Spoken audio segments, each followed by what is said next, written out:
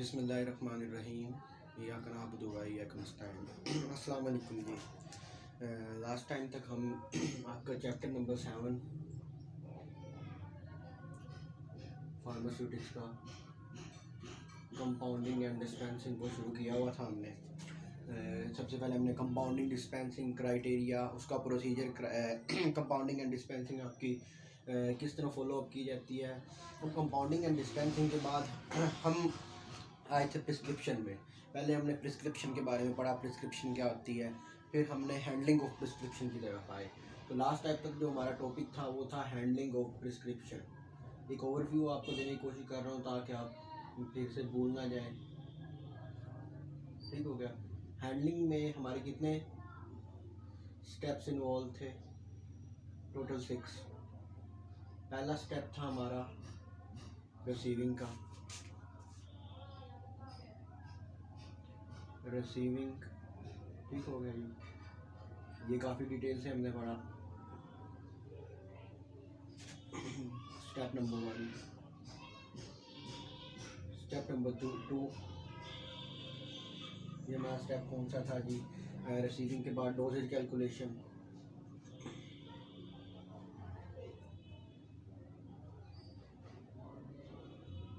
जी ऐसे ही था, doses calculation था हमारा। ये स्टेप नंबर 2 था हमारा। डोजेज कैलकुलेशन के बाद हमारा था जी compounding and dispensing, compounding. Medicine जो ऊपर लिखी हुई है उसको कंपाउंड करना था।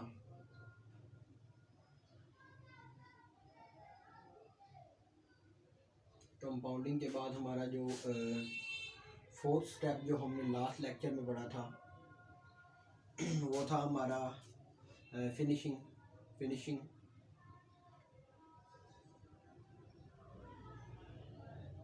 ये हमारा फिनिशिंग था 4th।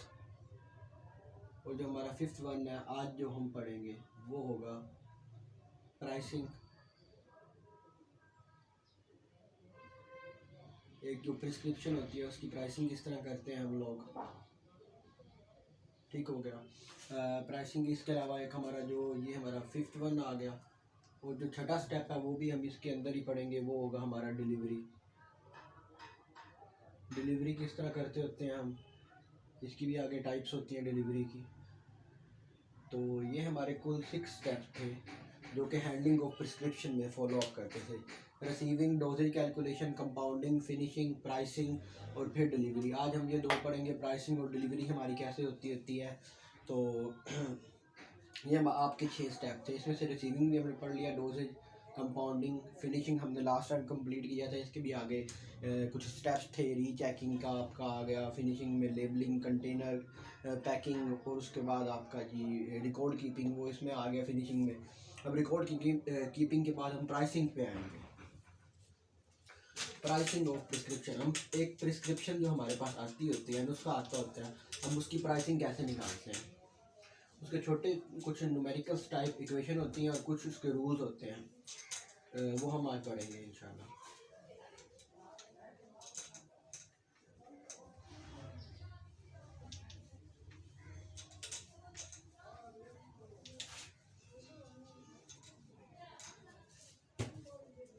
जी हमारी प्राइसिंग।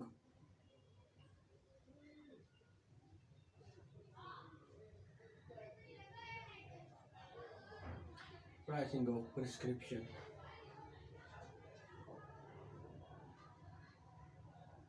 अच्छा, इस प्राइसिंग को हम किस तरह निकालेंगे?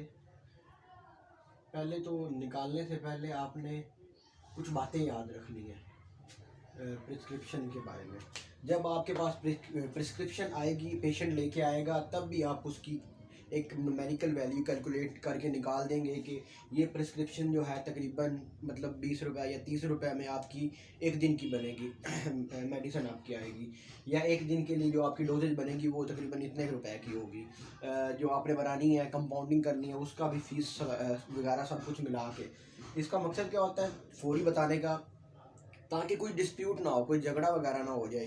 क्योंकि अक्सर पेशेंट जो होते हैं वो कहते हैं जी किसी और फार्मेसी से मुझे कम रेट पे मिल रही है, तो उस वगैरह से बचने के लिए, या अक्सर पेशेंट के पास पैसे ही नहीं होते, इन चीज़ों से बचने के लिए प्रिस्क्रिप्शन की रेट उसी वक्त आप उनको बता देते हैं जब पेशेंट आपके पास प्रिस्क्रिप्शन लेके आए। और पहला काम आप ये करते हैं, पहले पढ़ने के बाद फिर आप ये काम करते होते हैं प्राइसिंग का।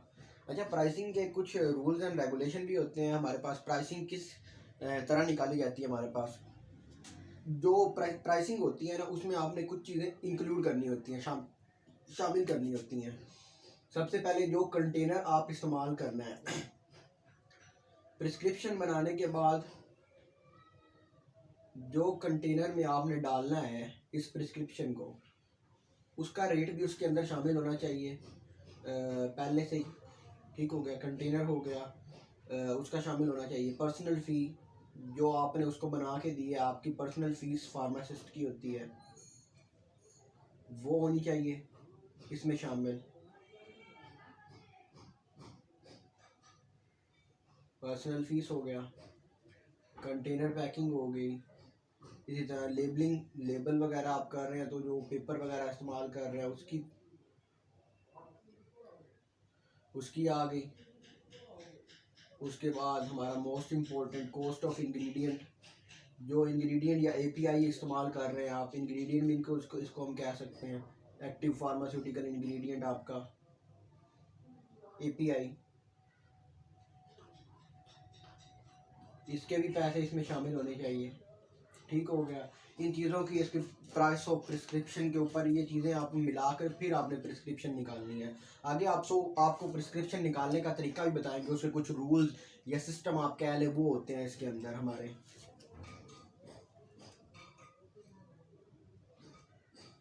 हाँ जी, इसके अलावा एक और चीज़ भी होती है हमारे पास, प्रॉफिट जी, नेट प्रॉफिट। जाहिर सी बात है, आप जो फार्मेसी चला रहे हैं उनका कोई प्रॉफिट वगैरह भी होगा, तो वो भी आपने इसके अंदर इंक्लूड करना है अपना।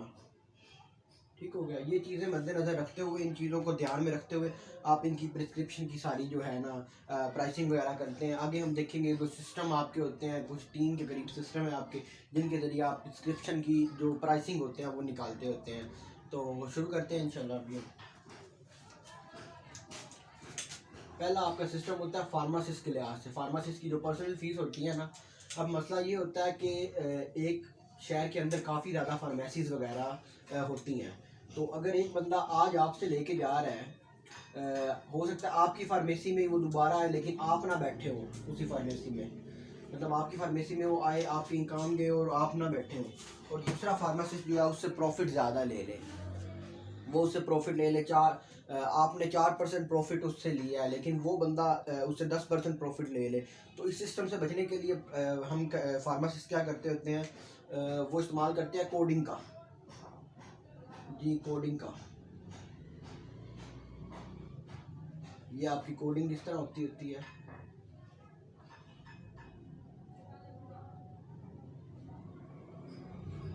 जी। फार्मासिस्ट 1 पे आप 1 2 3 4 5 6 7 8 9 एंड 10, ये 10 अल्फ़ाबेट्स हैं आपके फार्मासिस्ट में आते। तो आप क्या करते हैं जी, अगर कोई बंदा पुअर है, ज़्यादा गरीब है, तो आप 1%, ये परसेंटेज है हमारे पास,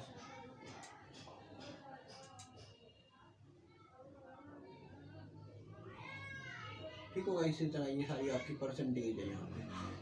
तो आप क्या करते हैं, उसकी जो प्रिस्क्रिप्शन होती है उसके ऊपर आप जब फिलिंग करके उसके ऊपर लगा रहे होते हैं, अपना लेबलिंग कर रहे होते हैं और साथ में रिकॉर्ड रख रहे होते हैं, तो आप उस प्रिस्क्रिप्शन के ऊपर लिख देते होते हैं एम लिख देंगे। तो इसका क्या मतलब होगा, 5%, आपने 5% पर्सनल फ़ी या 5% अपनी जो नेट प्रॉफिट है वो उसको चार्ज किया है, नेट प्रॉफिट 5% उसको चार्ज किया है, ताकि वो बंदा दोबारा कभी आए तो भी उससे 5% लिया जाए। अगर उससे कोई बंदा सी के बराबर 7% ले लेगा तो फिर वो सी लिखेगा उसके ऊपर। ये नहीं कि अगला दोबारा बंदा वो दोबारा आएगा तो उससे आप 10% ले लेंगे, तो वो तो कहेगा कि आपकी प्राइस में काफ़ी वेरिएशन आ रही है, काफ़ी मतलब मुख्तलिफ आ रही है, मैंने पहले आपसे ली थी तो इतना परसेंट था, इतना आपने मुझे चार्ज किया था एक प्रिस्क्रिप्शन के लिए और अभी आप इतना चार्ज कर रहे हैं, तो ये हमारा कोडिंग वर्ड होता है पर्सनल फीस के लिए और नेट प्रॉफिट के लिए। ये नेट प्रॉफिट हमारे पास,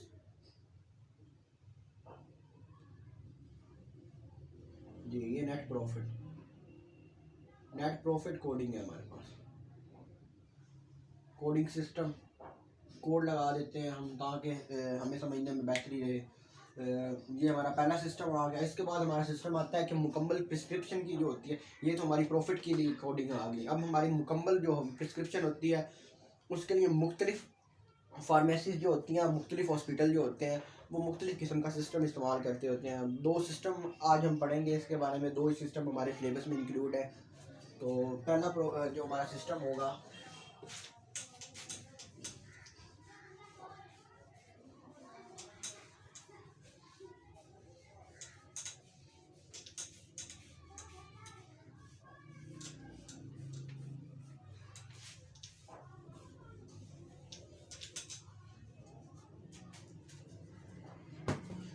हमारा सिस्टम है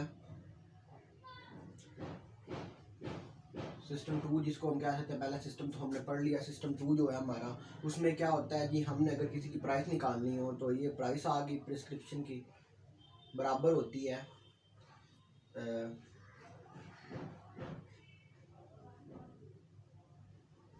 प्रिस्क्रिप्शन जो होती है वो हमारे पास बराबर होती है सबसे पहले cost of ingredient, cost of API कह लें, जितने एपीआई आपने मिलाए हैं उनकी कॉस्ट, ठीक होगा, जमा कर देना उसको।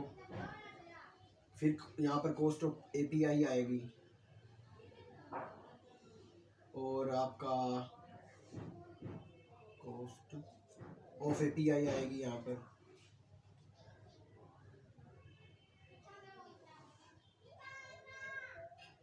और उसको हम जमा कर देंगे जी आपके परसेंटेज मार्कअप से। परसेंटेज मार्कअप क्या होता है आपका? परसेंटेज मार्कअप होता है जब आप कोई भी मेडिसिन बनाते हैं उसके अंदर कंटेनर वगैरह और आपका जो ये जितने भी आपका कंटेनर इस्तेमाल करते हैं, आप इस्तेमाल करते हैं, क्लोजर उसको ढकना इस्तेमाल करते हैं, तो उसकी जो परसेंटेज होती है वो आ गया। और इसके अंदर आपकी पर्सनल फीस, तीनों चीज़ें आपकी शामिल होती हैं, आपका परसेंटेज मार्कअप होता है। अब आपको निकाल के दिखाते हैं कैसे निकलती है ये जी। सबसे पहले अगर आपका कॉस्ट ऑफ इंग्रेडिएंट 8 रुपया आ रहा है कि जितने भी आपने इंग्रेडिएंट डाले वो 8 रुपये के तकरीबन पड़े आपको, और फिर कॉस्ट ऑफ एपीआई कितना आया जी आपको, ये फिर से वही 8 आ जाएगा। और आपको यहाँ पर जमा किससे करना है जी? परसेंटेज मार्कअप से। फ़र्ज़ करें आपका 10% आप ले रहे हैं, मार्कअप आपका 10% आ रहा है, लेना चाह रहे हैं आप, तो क्या करेंगे आप 10% भी कर सकते हैं डायरेक्ट अगर आपके पास कैलकुलेटर है। अगर आपके पास कैलकुलेटर नहीं है तो आप उसको 100 से तकसीम कर देंगे, ठीक हो गया। और आप इसको इसी तरह ये आपका परसेंटेज आ जाएगी, ठीक हो गया। ये तकरीबन आपका जो मिला के आता है 8.8 रुपीज़ के करीब तकरीबन आपका आता है ये 8.8 रुपीज़ के करीब ये आपके पास आता है तकरीबन, कैलकुलेटर से देखा है तो। ये आपके पास ये आ गई, आपने जो परसेंटेज पैसे उससे लेने हैं पेशेंट से, कॉस्ट प्लस प्रॉफिट भी इसमें शामिल है। ये आपका पहला सिस्टम आ गया। क्या करेंगे आप? कॉस्ट ऑफ एपीआई या कॉस्ट ऑफ इंग्रेडिएंट, और पहले आप क्या करेंगे, परसेंटेज मार्कअप और कॉस्ट ऑफ एपीआई जो है इनको आपस में जमा कर लेंगे, ठीक हो गया। और फिर आपको इसके अंदर कॉस्ट ऑफ एपीआई फिर से शामिल कर देंगे। ये परसेंटेज मार्कअप और ये पहले ये निकाल लें आप, और फिर उसमें आप ये वाला दोबारा जमा कर दें, क्योंकि ये दोनों एक ही हैं, कॉस्ट ऑफ एपीआई दोनों एक ही हैं, 8 ये। आप इन दोनों की कैलकुलेशन करके ये निकाल लें आप, ये आ जाएगा आपका सिस्टम 2 आ गया आपका, जिससे आपको आपकी प्रिस्क्रिप्शन की प्राइसिंग हो जाएगी। सिस्टम 3 अब हमारे पास एक और भी होता है, उसके अंदर कोई साइंस या फंडा नहीं होता, बस एक चीज़ का इजाफा होता है उसमें आपने मेन फ़ी शामिल करनी होती है।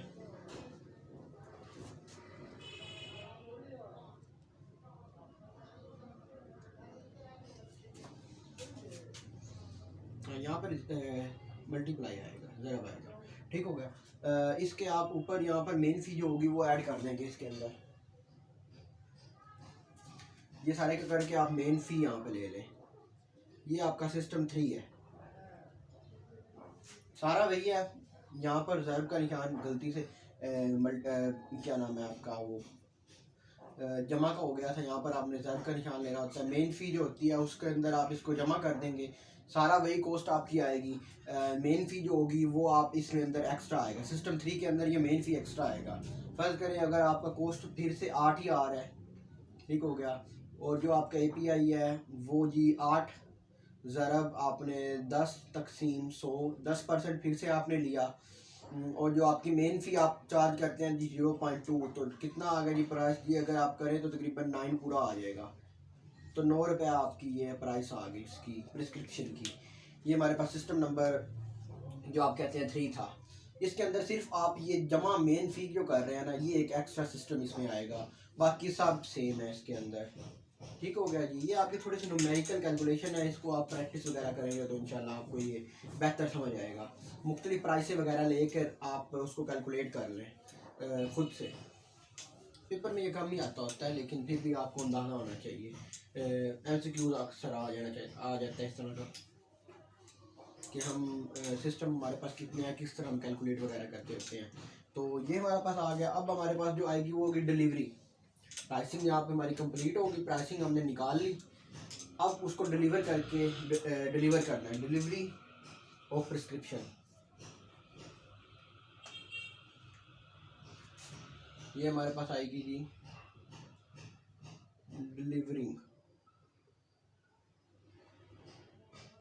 डिलीवरिंग की हमारे पास जी 3 टाइप्स होती है। डिलीवरी हमें किस तरह करनी है। एक पहली टाइप होती है स्टोर डिलीवरी, जो आपका स्टोरेज है वहीं से अगर कोई आके डिलीवर कर रहा है तो ठीक है, ये तो हर मेडिकल स्टोर पे इस तरह होता है। एक दिन में वो दे के गया, आपने मेडिसिन वगैरह बनाई, दूसरे दिन का आपने उसको टाइम दे दिया, उसने आके ले ली। ये आपकी आ गई स्टोर डिलीवरी। तो ये तो हर मेडिकल स्टोर में या हर फार्मेसी वगैरह में इस तरह ही होता है कि आप को दे के जाता है वो मेडिसिन, आप बना लेते हो उसको, फिर आप कैलकुलेट करके उससे प्राइस वगैरह जो है वो ले लेते हो। अच्छा, ये दूसरी आती है हमारे पास होम डिलीवरी।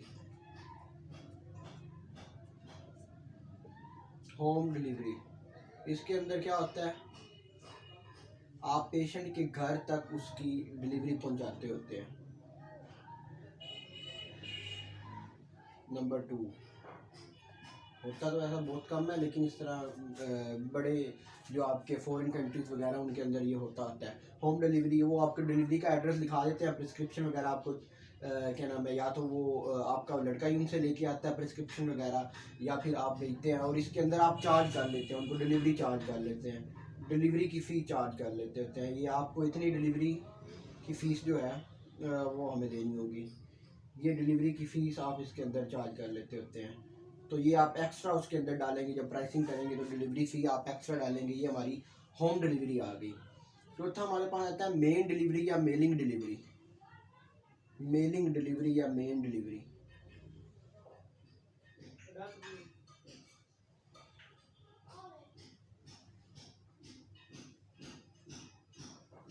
ठीक हो गया। मेलिंग डिलीवरी में अब क्या होता है, मेल मतलब आपने किसी दूसरे शहर में ट्रेन के ज़रिए या किसी मेल के ज़रिए आपने मेडिसिन को पहुंचाना है, आउट ऑफ सिटी या विलेज के एरिया में जो थोड़ा सा दूर एरिया होते हैं उनके अंदर। तो इसके अंदर आपको कुछ चीज़ों का ध्यान रखना होता है। लीगल रिक्वायरमेंट क्या चीज़, वो आप जो मेडिसिन है वो आप बाय भेज भी सकते हैं या नहीं। ये ना हो कि वो मॉर्फिन वगैरह हो और आप एक शहर से दूसरे शहर में भेज रहे हो और आपके पास लीगल रिक्वायरमेंट ना हो उस चीज़ की और आप पकड़े जाएं, तो उसके ऊपर आपके ऊपर कानूनी कार्रवाई वगैरह भी हो सकती होती है। लीगल रिक्वायरमेंट, उसके बाद स्टैंपिंग इशू, स्टैंप वगैरह जो आपने लेना होता है वो कौन सा लेना होता है। तो मतलब डिलीवरी के मुतल्लिक आपके पास सारी डिटेल होनी चाहिए। रिक्वायरमेंट, स्टैंपिंग रिक्वायरमेंट आपको पता होनी चाहिए। ठीक हो गया। ये आपकी मेलिंग डिलीवरी आ गई। ये 3 टाइप की डिलीवरी होती है, store delivery, home delivery, home delivery और मेलिंग डिलीवरी। मेलिंग में आप दूसरे शहर में भेजते होते हैं। लीगल रिक्वायरमेंट वगैरह और स्टैंपिंग वगैरह आपने देखनी होती है उसमें अंदर। ये लाजमी होता है कि स्टैंपिंग वगैरह स्टैंप लगाते होते हैं ना हम, जो मुख्तलिफ़ चीज़ें लेते होते हैं। आप अपना मेडिसिन कह रहे हैं, आप एक दूसरी जगह शायद भेजते होते हैं तो वो 15 रुपये या 20 रुपये की स्टैंप मिलते होते हैं। अक्सर लोगों को शौक भी होता है स्टैंप कलेक्टिंग का पुराने, तो ये वो स्टैंप होते हैं। आपको इन चीज़ों का भी पता होना चाहिए। अच्छा, एक मसला होता है जब हम कैलकुलेट कर रहे होते हैं ना अपना ये प्राइसिंग वगैरह, तो उसमें अक्सर लोग कहते हैं वेरिएशन बहुत ज़्यादा होती है। उसके पीछे वजह होती है थ्योरी ऑफ प्राइस वेरिएशन। ये है थ्योरी, मतलब क्यों ऐसा होता है, उसके पीछे थ्योरी ये है, वजह ये है कि हर एक जो बंदा होता है ना, वो कभी एक फार्मेसी से मेडिसिन लेता है तो कभी किसी दूसरी फार्मेसी से मेडिसिन लेता है। तो हर फार्मेसी के ऊपर मुख्तलिफ फार्मेसी मौजूद होते हैं, तो वो उसको इंग्रेडिएंट तो वो प्राइस वही रहेगी, लेकिन जो पर्सनल फीस चार्ज करता है और जो नेट प्रॉफिट चार्ज करता है वो मुख्तलिफ होने की वजह से डिलीवरी की प्राइस, डिलीवरी आपकी प्रिस्क्रिप्शन की प्राइस वो भी मुख्तलिफ हो जाती है। तो इसकी वजह से ये एक फॉल्ट है। इसके ऊपर भी ओवरकम करने के लिए कुछ करना चाहिए कि ये फॉल्ट है हमारे यहाँ के प्रिस्क्रिप्शन की प्राइस जो होती है वो हर फार्मासिस्ट अपने लिहाज से या मुख्तलिफ लिहाज से बनाता होता है। अच्छा, आज इसके बाद ना हमारा एक लास्ट टॉपिक रह गया रीफिलिंग का। रीफिलिंग के बाद तकरीबन ये हमारा टॉपिक ख़त्म हो जाएगा प्रिस्क्रिप्शन का। इसके आगे फिर हम कंटेनर वगैरह और ये इसके बारे में डिटेल में थोड़ा पढ़ेंगे। रीफिलिंग क्या होता है, हमारे पास कोई भी मेडिसिन आपने एक बार दे दी, मेडिसिन अगर आपने एक बार दे दिया और वो बंदा आपके पास दोबारा भराने के लिए मेडिसिन लेने के लिए आता है तो उसको हम कहते हैं रीफिलिंग। ठीक हो गया। रीफिलिंग क्या होता है, मेडिसिन एक बार दे दिया आपने, फिर से लेने के लिए आया। मतलब अगर आपने हफ्ते की मेडिसिन ली तो हफ्ते खाने के बाद वो दोबारा लेने को आए तो उसको रीफिलिंग कहते होते हैं। अब मसला ये होता है कि कुछ मेडिसिन ऐसी होती हैं कि जो आप रीफिल नहीं कर सकते। ठीक हो गया। कुछ मेडिसिन ऐसी होती है जो रिफ़िल नहीं कर सकते। अगर उसके बाद प्रिस्क्रिप्शन है फिर भी आपने रिफ़िल करके देंगे, उसको कहेंगे कि आप डॉक्टर के पास जाएं, दोबारा प्रिस्क्रिप्शन दोबारा इजाज़त लेके आएँ, फिर हम उसको प्रिस्क्रिप्शन करेंगे। और कुछ मेडिसिन ऐसी होती हैं कि जो आप प्रिस्क्रिप्शन मौजूद है उसके पास, डॉक्टर की इजाज़त नहीं है, फिर भी आप उसको दे सकते हैं। उनके अंदर थोड़ी सी कम तादाद में क्या नाम है नशा आवर अद्वियात मौजूद होती हैं। तीसरी ग्रुप हमारे पास वो होता है कि जिसके पास प्रिस्क्रिप्शन ना हो किसी के पास, फिर भी आप उसको दे सकते हैं, कोई मसला नहीं है। और दूसरा हमारे पास ओवर द काउंटर, वो तो आप किसी को भी दे सकते हैं। OTC मेडिसिन हमने पढ़ी हुई थी, ओवर द काउंटर, जैसे कि आपका ये आता होता है अपना कह लें निमकोल को आप कहते होते हैं, ORS ओरल डिहाइड्रेशन साल्ट वगैरह, और लग्जेटिव आपकी कब्ज़ कुशा गोलियाँ वगैरह, ये आपकी ओवर द काउंटर में आती होती है। तो इसके 3 ग्रुप होते हैं। पहला ग्रुप जो होता है ग्रुप A,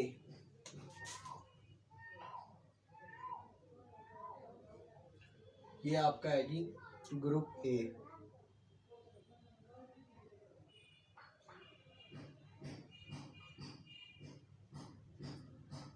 ग्रुप A के अंदर आपके पास हाईली टॉक्सिक मेडिसिन मौजूद होती हैं जिनको आप एक बार रीफ़िल नहीं कर सकते। आपको दोबारा उस बंदे को डॉक्टर के पास जाकर दोबारा प्रिस्क्रिप्शन या दोबारा इजाज़तनामा लेके आना पड़ेगा, तब आप उसको मेडिसिन देंगे। तो ग्रुप A में हमारे पास आता होता है जैसे कि हमारे पास ट्रांक्विलाइज़र मेडिसिन और ऐसी मेडिसिन जिनके अंदर ओपियम वगैरह बहुत ज़्यादा मौजूद हो, ओपियम कार्टस, ये आपकी नशा आवर मेडिसिन में जो इस्तेमाल होती है। उसके अलावा ये आपका काफ़ी ऐसी मेडिसिन होती हैं जिनके अंदर आपका नाम कोडीन बहुत ज़्यादा मिकदार में मौजूद हो, निकोटाइनामाइड बहुत ज़्यादा तादाद में मौजूद हो, निकोटीन वगैरह, इस तरह की मेडिसिन जो होती हैं, निकोटीन वगैरह, ये भी आपकी एक जो आप क्या नाम है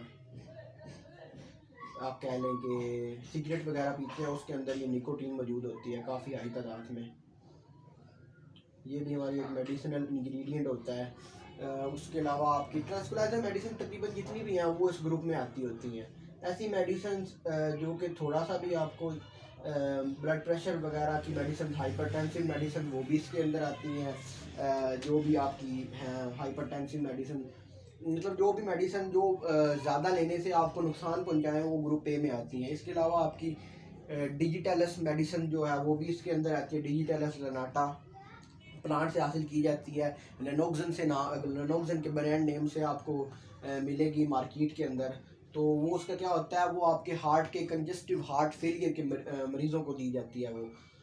तो उसमें मसला होता है अगर वो नॉन बंदा उसको ले ले तो वो एक्चुअली में वो पॉइजन होती है, जहर होती है, डिजिटैलस, तो वो भी इसी ग्रुप में आएगी। इसी तरह कॉन्सेप्ट बेस है, आपकी काफ़ी मेडिसिन इसके अंदर आ सकती है इस ग्रुप के अंदर। अच्छा जी, फिर आपका आता है ग्रुप नंबर बी, वो मेडिसिन जो आप प्रिस्क्रिप्शन की बुनियाद पर ले सकते हैं। पहले मेडिसिन वो मेडिसिन ये थी कि अगर उसके पास प्रिस्क्रिप्शन है भी तो फिर भी उसे डॉक्टर से इजाज़तनामा लेना पड़ेगा, इस तरह आप नहीं ले सकते। इसके अंदर वो मेडिसिन आती होती हैं जो आपकी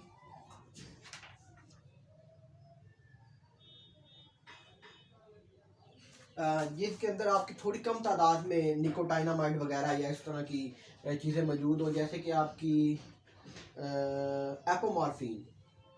हाँ जी, एपोमॉर्फिन। मॉर्फिन जो हमारे पास ड्रग है ना, वो भी ट्रांसकुलाइजर मेडिसिन ही है, लेकिन इसके अंदर कम तादाद में मौजूद होती है एपोमॉर्फिन के अंदर, और पूरी मॉर्फिन जो होती है वो उस तादाद में आती है। मॉर्फिन जो मुकम्मल सिर्फ खारिज आप कह लें जिसके अंदर होती है मॉर्फिन, वो ग्रुप ए के अंदर आती है, ये ग्रुप बी के अंदर आती है। इसको आप डिस्पेंस कर सकते हैं, दे सकते हैं, लेकिन उसके पास प्रिस्क्रिप्शन हो तो तब भी। अच्छा, फिर आपके आता है ये ग्रुप सी। ये मेडिसिन आप बग़ैर एक बार तो बग़ैर किसी प्रिस्क्रिप्शन से दे सकते हैं, लेकिन वही बंदा अगर दूसरी बार इसको बग़ैर प्रिस्क्रिप्शन से लेने आए तो आप नहीं दे सकते, कभी नहीं दे सकते, ये उसके लिए नुकसान होगा। इसके अंदर क्या आता है आपका, अगर कोई भी सिरप वगैरह आप बच्चों का है उसके अंदर 1 ग्राम या उससे कम या 2 ग्राम के अंदर अंदर 1 से 2 ग्राम के अंदर अंदर कोडीन मौजूद हो। कोडीन क्या है, वो भी आपकी इसी में आती होती है ग्रुप ए में, लेकिन इसके अंदर 1 से 2 ग्राम बहुत कम तादाद में मौजूद है। कोडीन आ गई। उसके बाद आपकी जी कोरेक्स सिरप वगैरह होता है, उसके अंदर कोडीन इस्तेमाल होती है। आपके खांसी वाले जितने भी सिरप हैं उनके अंदर कोडीन थोड़ा सा आपको नशा आवर, ताकि आपको ये जो इतनी ज़्यादा खांसी हो रही होती है उससे आपको थोड़ी रिलैक्सेशन मिल जाए, उसके लिए यहाँ पर कोडीन वगैरह इस्तेमाल की जाती है। हाँ, उसके बाद ओपियम भी, लेकिन वो भी 2 ग्राम के करीब ही होनी चाहिए, ज़्यादा नहीं होनी चाहिए। तो ये वो आपकी मेडिसिन वो आ गई जिनके अंदर थोड़ी तादाद में मौजूद होती हैं ट्रांसक्विलाइजर्स। ठीक हो गया जी। अच्छा जी, इसके बाद हमारे पास जो आती है OTC, over the counter medicine जी। ये तो आप मतलब दे सकते होते हैं किसी को भी, that will not create a problem। इसके लिए इतनी ज़्यादा प्रॉब्लम नहीं होती आपको। ओवर द काउंटर,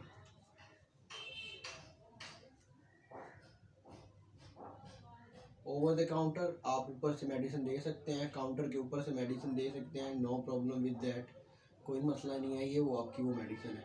इसके अंदर आपका ORS, उसके बाद लग्जेटिव्स, कब्ज़ कुशा आपके लग्जेटिव उनको कहते होते हैं, और एक और आपका आता है इसके अंदर जी, हाँ, वाइटामिन कैप्सूल, गोलियाँ या सिरप वगैरह, ये आपका आ गया जी।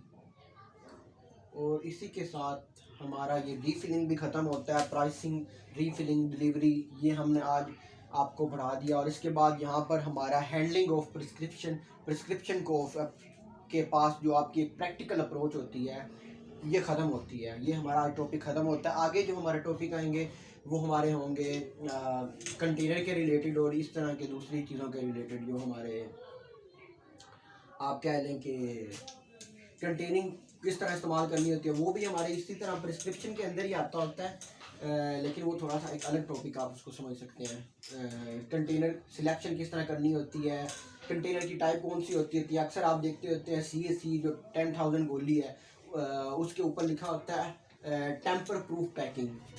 टेम्पर प्रूफ क्यों लिखा होता है? क्योंकि एक बार अगर आप उसको खोल दें ना, तो फिर आपको पता लग जाता है कि ये खुली हुई मेडिसिन है, खुला हुआ आपका ढक्कन है, तो वो टेम्पर प्रूफ पैकिंग आ गई। इसके अलावा आपकी काफ़ी और तरह की क्लोजर की भी टाइप होती हैं, कंटेनर्स की भी टाइप होती हैं, वो इंशाल्लाह हम आगे पढ़ेंगे कल या परसों के लेक्चर में।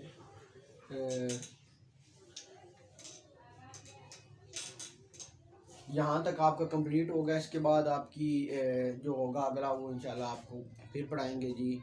अगर आपका कोई क्वेश्चन वगैरह होगा तो इंशाल्लाह आप मुझसे कमेंट सेक्शन में या जूम मीटिंग के थ्रू